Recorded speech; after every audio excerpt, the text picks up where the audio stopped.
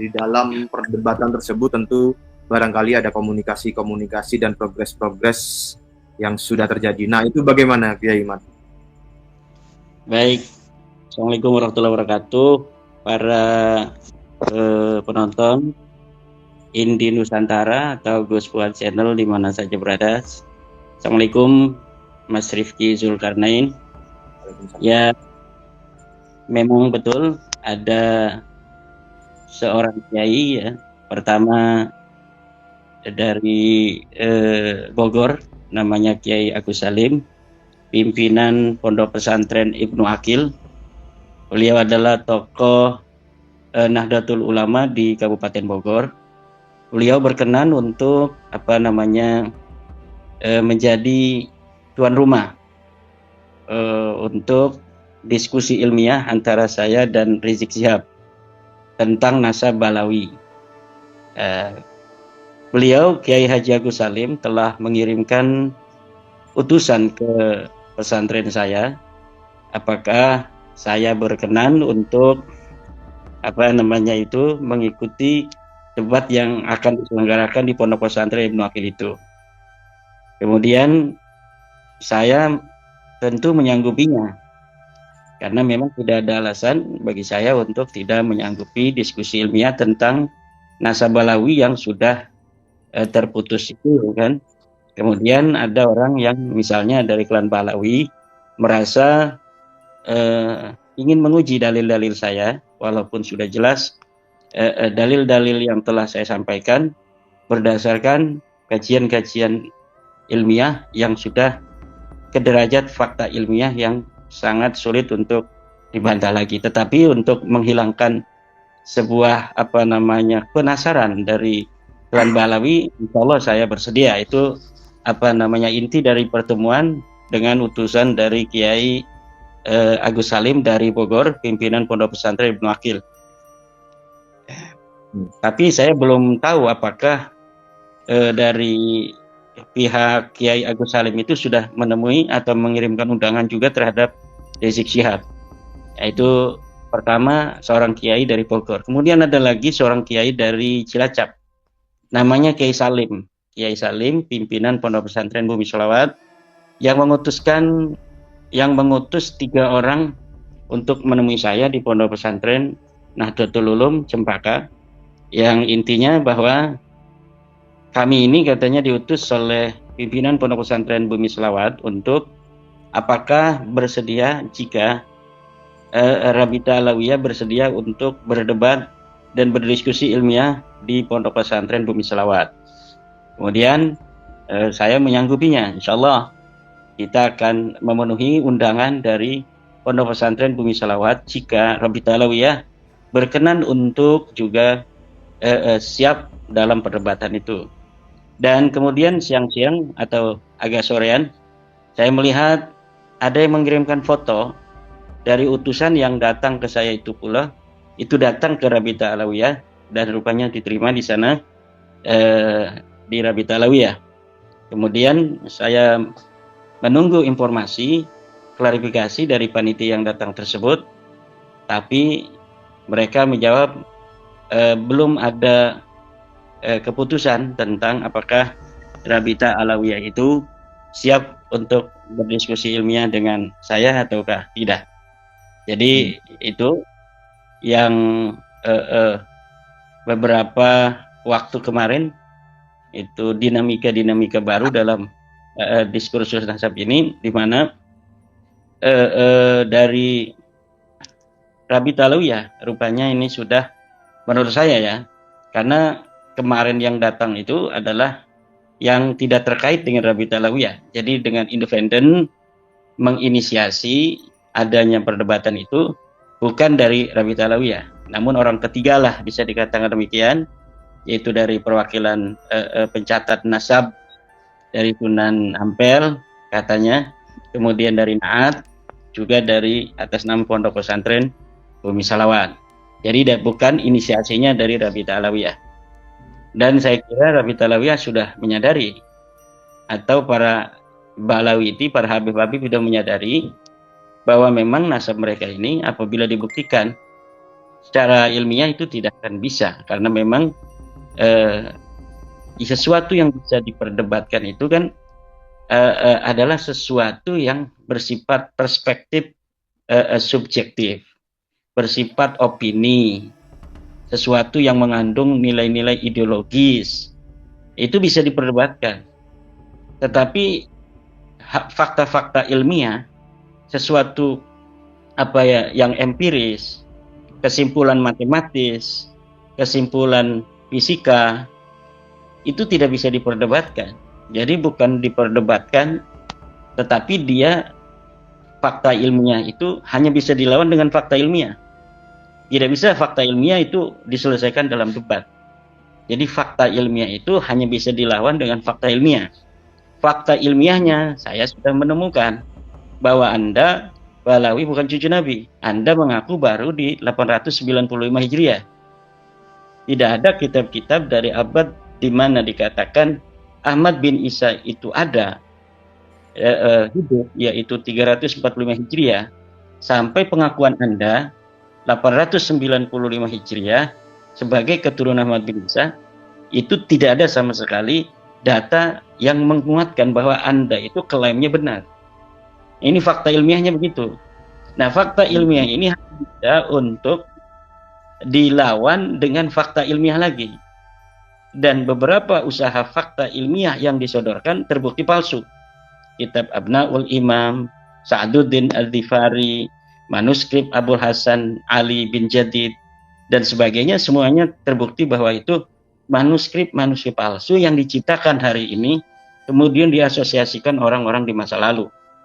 Kemudian secara kesimpulan genealogi, kesimpulan biologis, berdasarkan hasil tes DNA, bahwa hasil tes DNA mereka dari 180 orang yang telah tes DNA di luar Indonesia, di Yaman dan sekitarnya, dan 7 orang Indonesia yang sudah tes DNA dari berbagai macam marga itu mayoritas mereka berhaplogrup G, yang haplogrup G ini disimpulkan oleh para ahli genealogi, para pakar DNA, bahwa jangankan sebagai keturunan Nabi Muhammad, sebagai orang Arab aja bukan. Nah, jadi ini fakta-fakta biologi, fakta-fakta ilmiah seperti ini tidak bisa untuk diperdebatkan hanya seperti debat politik, sesuatu yang ngambang-ngambang begitu kan, sesuatu yang bersifat empiris. Nah, sesuatu yang bersifat empiris hanya bisa dilawan dengan empiris kembali. Fakta ilmiah hanya bisa dilawan dengan fakta ilmiah lagi. Nah, kami telah mempunyai fakta bahwa Anda haplogrupnya G. Haplogrup G bukan sebagai orang Arab. Kalau Anda di antara Anda misalnya masih penasaran, dari 180 orang itu yang mayoritas semuanya adalah berhaplogrup G, jangan-jangan di antara Anda Balawi ini ada yang berhaplogrup J1, yang merupakan sebuah haplogrup dari keturunan baginda Nabi. Nah, bagaimana cara penyelesaiannya? Ya, cara penyelesaiannya bukan dengan cara mengharamkan tes DNA, tapi cara penyelesaiannya adalah bagaimana seluruh Balawi itu dihimbau untuk melakukan tes DNA. Siapa tahu kalaulah 180 orang itu gagal, itu kan dia aman. Ada 7 orang yang gagal lagi, G itu baru 7 orang di Indonesia. Sedangkan di Indonesia ini banyak sekali Balawi-Balawi itu. Jadi siapa tahu kalau semuanya dari Balawi ini melakukan tes DNA, kemudian ada dari mereka yang keluar haplogrup daripada terminal keluarga Rasulullah Muhammad SAW, yaitu J1. Nah, nanti kita akan uji kembali mereka, beberapa orang yang hasil tes DNA-nya J ini yang kemudian patut untuk dipertimbangkan bahwa ada kekeliruan daripada cara pencatatan keluarga mereka. Nah, kalau misalnya tes DNA-nya sudah G, ini sebenarnya tidak pantas untuk dijadikan sebuah kajian ilmiah lagi. Nah, ini harus disingkirkan udah. Yang L gitu, udah disingkirkan kalau mereka mengaku sebagai keturunan Rasul dari garis laki-laki. Sementara haplogrup L, haplogrupnya G, sudah nggak usah dibahas lagi.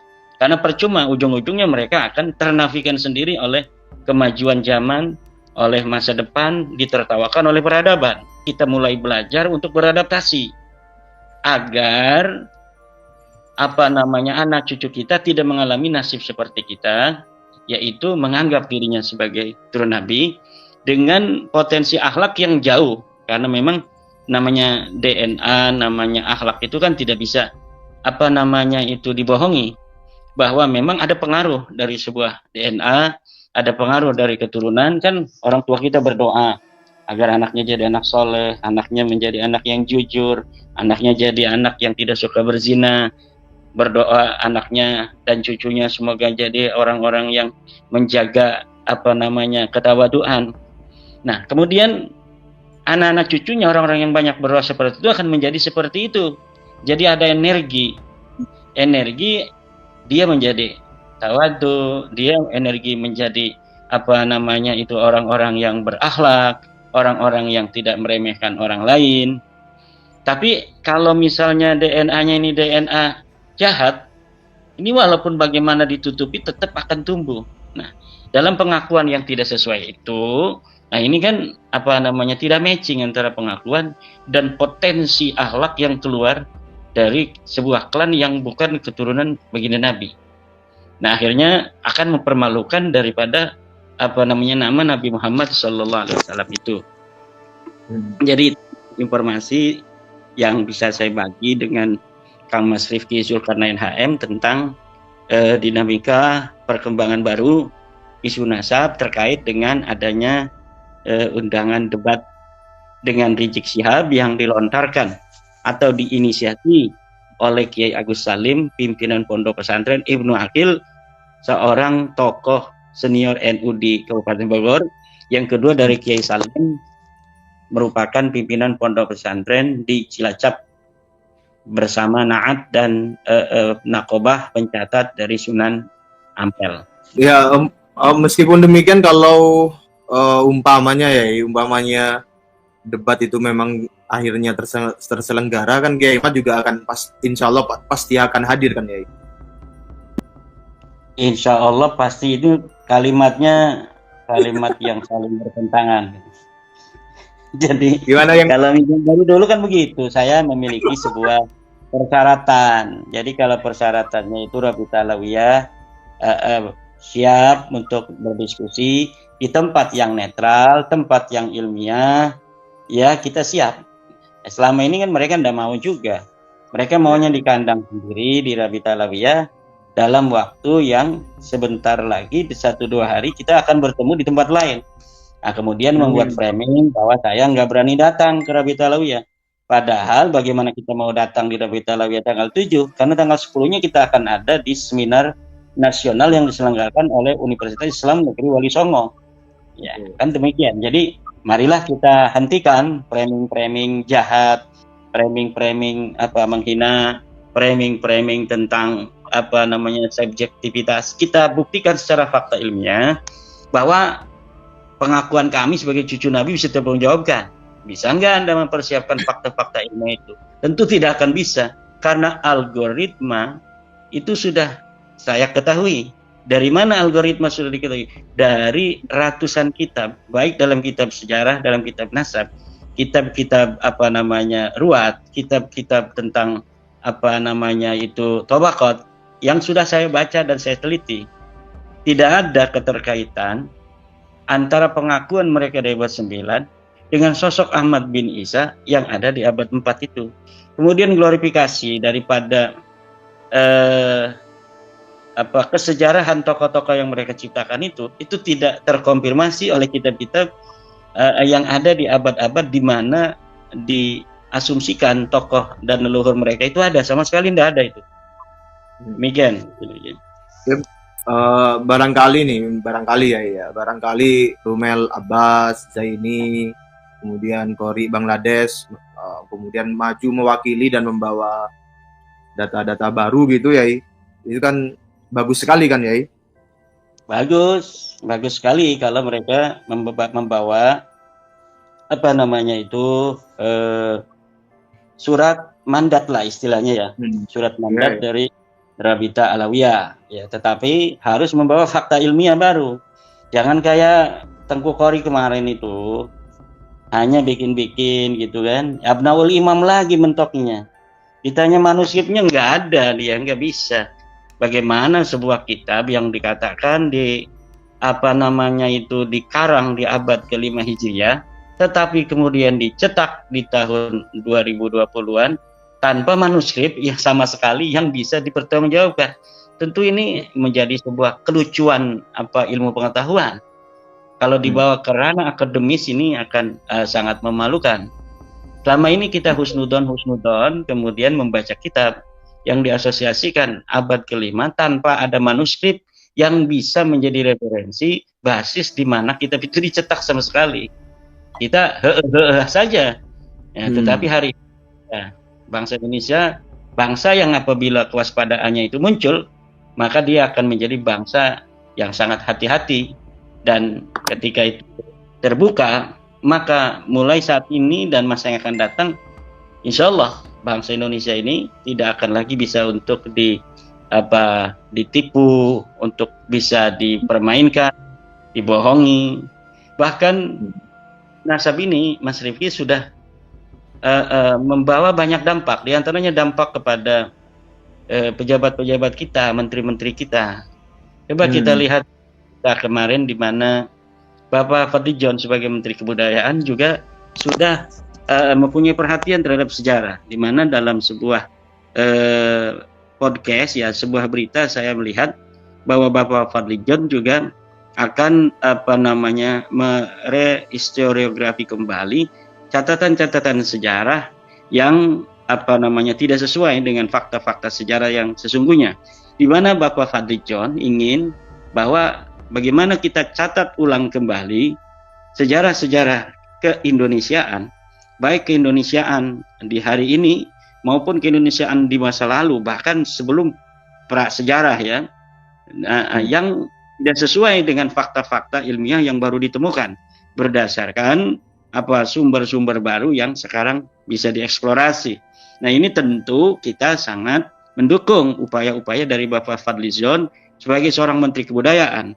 Dan saya juga pada kesempatan malam hari ini mengusulkan kepada Bapak Fadlizon bahwa terutama mulai abad di mana agama Islam itu masuk Nusantara, ada upaya-upaya pembelokan sejarah masuknya Islam di Nusantara. Yang dilakukan oleh siapa? Yang dilakukan oleh klan Ba'alawi. Klan Ba'alawi sudah mempunyai kitab-kitab sejarah tentang masuknya Islam di Indonesia. Itu sekitar 12 buku-buku yang saya ketahui yang ditulis oleh Ba'alawi bahwa masuknya Islam di Indonesia ini terkait dengan keluarga Ba'alawi semua. Nah, jadi mereka kitab-kitabnya memang tidak beredar di Indonesia. Ini kebanyakan kitabnya beredar di luar negeri. Mereka rajin mencatat di Wikipedia. Mereka rajin mencatat di portal-portal Timur Tengah. Bahwa Islam di Indonesia, Islam di Malaysia, Islam di Brunei, Islam di Thailand, Islam di Filipina, itu semua disebarkan oleh kaum Ba'alawi. Dan ini di dalam kitab baru saya, Minhajun Nasabin, itu sudah saya catat dan sudah saya beri warning bahwa ini kitab-kitab yang di dalamnya Ba'alawi mencatat bahwa merekalah, keluarga mereka Ba'alawi ini yang menyebarkan Islam di Nusantara. Dan ini tidak sesuai dengan fakta sejarah, di mana kaum Ba'alawi ini masuk Indonesia abad ke-19 Hijriah, abad ke-19 Masehi, 1800-an sampai 1943, sampai di mana Jepang itu masuk ke bangsa kita. Bagaimana orang yang baru masuk abad 19 kemudian bisa menyebarkan agama Islam, di mana Islam itu telah ada pada abad ke-3 Hijriah di Aceh.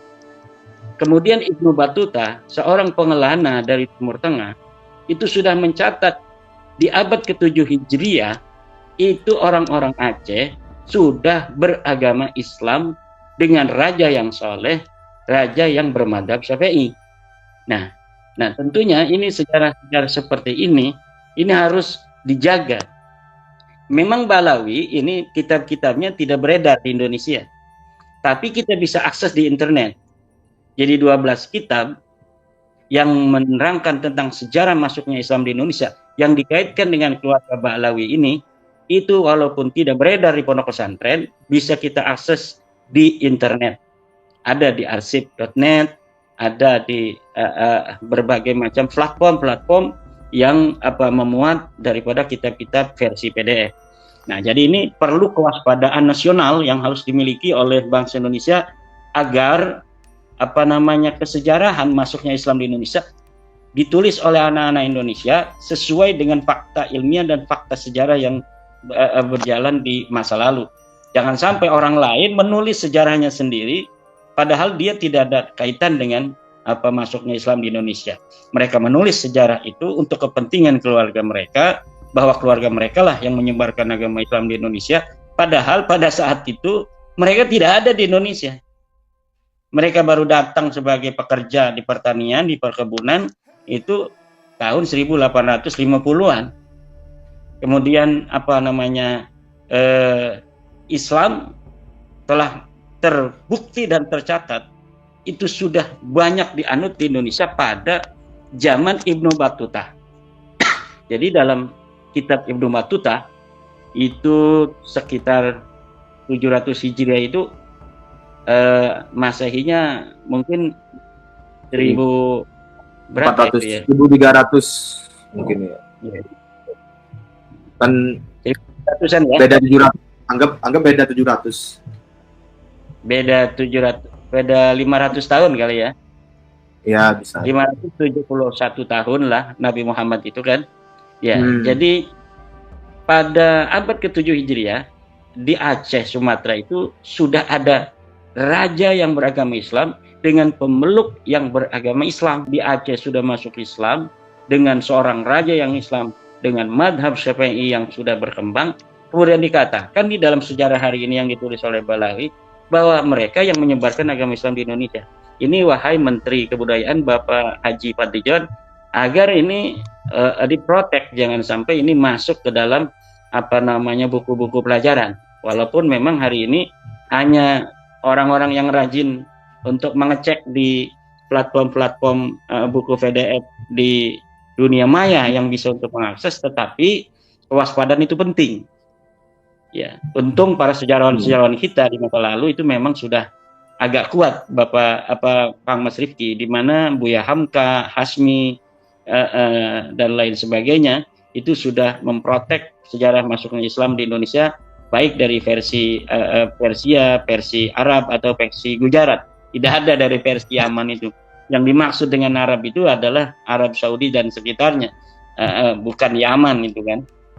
Nah, ini perlu untuk Bapak Menteri Kebudayaan, Bapak Profesor Dr. Fadlijon untuk mempunyai perhatian terhadap kesejarahan masuknya Islam di Indonesia.